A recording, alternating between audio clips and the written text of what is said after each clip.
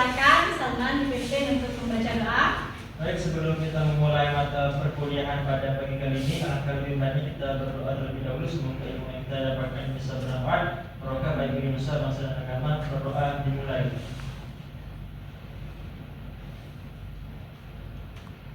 Selesai. Ya, baik, sebelum kita mulai, kita tepuk tangan dulu sebelum ke kegiatan inti perkuliahan hari ini. Hari ini kita akan membahas tentang teori tindakan sosial Maxwell dan bagaimana implementasinya dalam kehidupan sosial keagamaan. Nah, mari kita tepuk tangan dulu untuk sukses. Saya bisa. Saya bisa.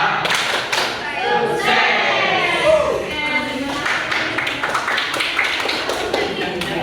Nah, baik. Lalu kita sudah belajar tentang teori Kalmak ya. Ya. Bahwa agama itu candu bagi masyarakat. Ada yang masih ingat kenapa Kalmak berkata seperti itu? Ya, silakan Salman.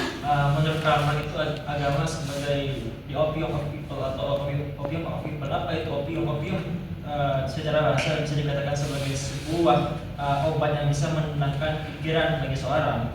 Jika dihubungkan dengan agama menurut Karl ialah sebagai sebuah tempat pelarian orang-orang yang merasa tidak puas atau merasa tidak mendapat keadilan selama dia menjalani kehidupan, lalu dia orang tersebut kabur ke agama untuk mencari ketenangan. Maka Karl mengatakan bahwa agama itu adalah tercandu mulai dari hari itu. Baik, terima kasih luar biasa Salman ya. Nah, sekarang kita akan mempelajari tentang dari tindakan Maxwell. Nah, tindakan sosial ya menurut Maxwell itu dibagi dalam 4 kategori. Yang pertama itu tindakan rasional instrumental. Apa itu tindakan rasional instrumental? Yaitu tindakan yang memang benar-benar terukur. Jadi kalau misalnya kalian ingin jadi guru IPS, nah kalian sudah mungkin masuk ke guru PAUD. Itu kan sudah terukur. Tindakan yang terukur. Oh, karena saya ingin jadi guru IPS, maka saya harus masuk jurusan IPS. Jadi alat untuk mencapainya, instrumen namanya ya. Instrumen untuk mencapainya, dampaknya, nah lah evaluasinya itu jelas. Itu ya. Nah, kalau dalam hal keagamaan, jadi misalnya barangkali di sini ada yang mau jadi ustadz yang khusus di bidang sosial, itu boleh juga. Ustadz Salman misalnya gitu ya. Nah, ini yang kedua, rasionalitas berorientasi nilai. Jadi sebenarnya dalam tindakan-tindakan itu dilakukan secara sadar oleh individu secara rasional, tapi berdasarkan pada nilai-nilai. Jadi nilai-nilai itu sudah ada sebelumnya. Saya sudah paham ya tentang dari tindakan sosial Maxwell dan bagaimana dalam menganalisisnya ketika kita menemukan masalah-masalah sosial keagamaan dalam masyarakat. Nah, sekarang saya sudah share di grup WA untuk sumber belajar. Silakan bisa dilihat. Di situ ada video 2 pesantren yang memiliki pengelolaan sampah satunya dan satunya tidak memiliki pengelolaan sampah. Silakan bagi kelompok. Nah, silakan analisis video tersebut berdasarkan teori Maxwell yang kita pelajari tadi. Ya, silakan buat kelompok dulu. Ini Ya Bu Ita ya. buka yang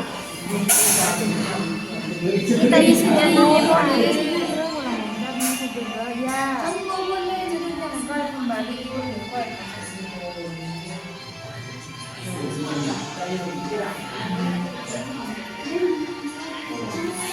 Yang ini. Iya, Bu. Dan sampah Nah ini nanti ya.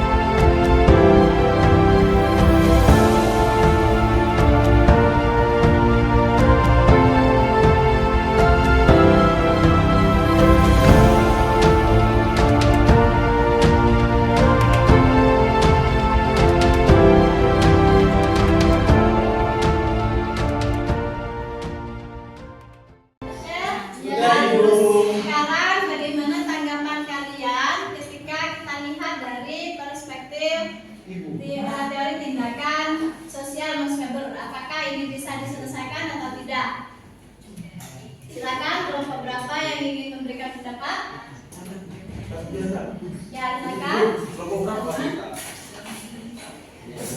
Baik, jadi pendapat saya ketika melihat sebuah perbandingan tadi antara pondok pesantren yang memiliki pengelolaan sampah yang bagus serta pondok pesantren yang tidak bisa dikatakan masih belum memiliki pengelolaan atau manajemen sampah yang begitu. Karena untuk yang pondok pesantren yang tidak memiliki pengelolaan manajemen yang bagus, tindakan yang mereka lakukan atau yang pengasuh atau pengurus pondok pesantren atau para santri yang ada di pondok pesantren itu sesuai dengan teori dari Pak Soebel yang tadi dikatakan, teori yang masuk kepada tindakan tradisional. Jadi mereka melakukan tindakan itu berdasarkan kebiasaan yang sudah ada, mungkin karena sudah terbiasa di pondok itu, jadi masyarakatnya, pengurus, pengasuhnya atau santri yang sebelumnya. Jadi santri yang baru atau pengurus yang baru itu juga mengikuti, mereka membuang sampah ke sungai, tidak memikirkan dampak panjangnya, dampak negatif itu bagaimana. Jadi mereka cuma ikut-ikutan gitu.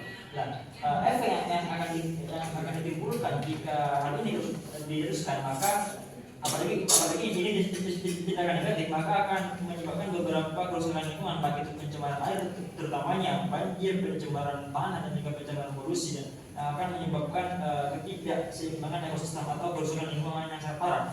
Hal ini bisa diselesaikan jika memang yang pertama perlunya ada kesadaran dari semua pihak pondok pesantren, baik itu pengasuhnya, pengurusnya, tentang kalangan santriwati dan juga masyarakat sekitar. Yang kedua, coba buat program yang memang bisa memanfaatkan sampah-sampah itu. Seperti ada beberapa pondok pesantren seperti di Madura itu ada, saya ambil dua program ini. Satu pondok pesantren itu mengolah sampah menjadi semacam paving, dan satu pondok pesantren lain menjadikan sampah itu sebagai penghasilan. Bahkan sebulan itu sampah itu menghasilkan sekitar 60 juta dari hasil sampah. Itu sebagai solusinya. Dan untuk yang perbandingan kedua, yang pondok pesantren yang memiliki pengelolaan sampah yang sangat bagus sekali, itu juga sesuai dengan teori Max Weber, yang teori yang rasional instrumental, yang mana mengatakan bahwa apa yang mereka lakukan itu sesuai dengan pertimbangan ataupun efek yang akan ditimbulkan. Sudah dipahami ya tentang dua video tadi yang disampaikan oleh kelompok 1 yang membuang sampah ke sungai itu mungkin karena tradisi, karena dia sudah terbiasa dari dulu, dari sebelumnya, dari pengasuh sebelumnya itu sudah dibiasakan untuk membuang sampah ke sungai gitu ya, sehingga keterusan seperti itu. Nah, kemudian yang kedua, ini tindakan sosial rasionalitas instrumental ya, di mana di situ pesantren sudah memiliki pengelolaan sampah yang mapan, sehingga tidak hanya bisa membersihkan area pesantren, tapi juga bisa menghasilkan bahkan puluhan juta dari pengelolaan sampah yang terkoordinir secara baik, termanajemen secara baik. Nah, itu bisa dilakukan oleh semua pesantren sebetulnya, asalkan ada kemauan. Ya baik, ada pertanyaan sebelum kita akhiri? Belum ada Ibu, belum ada. Sudah cukup ya? Ya. Terima kasih atas atensinya. Semoga apa yang kita pelajari hari ini bisa menjadi ilmu yang bermanfaat. Amin. Bisa mengantarkan kalian semua ke gerbang kesuksesan. Amin. Ya, mari kita akhiri dengan pembacaan